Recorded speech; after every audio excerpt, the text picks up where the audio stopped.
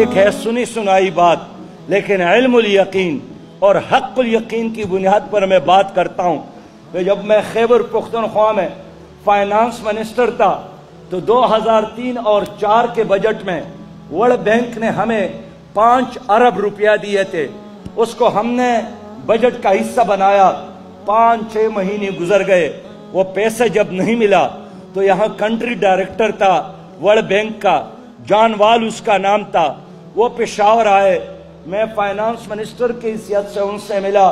میں نے کہا جان وال، وہ جو قسط دینا تھا اس کی وجہ سے ہمارے سارے ترقیاتی کام رک گئے ہیں۔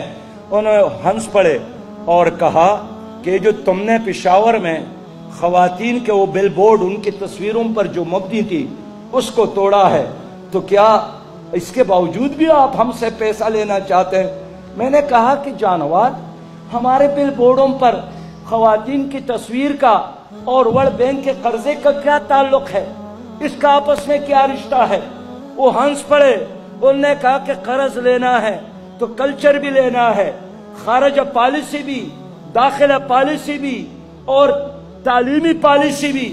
یہ کیسے ہو سکتا ہے کہ پیسہ ہمارا ہو اور نظریہ اور کلچر اور تہذیب اور عقیدہ آپ کا چلے؟ نہیں، ان دونوں میں سے ایک کا انتخاب کرنا ہے۔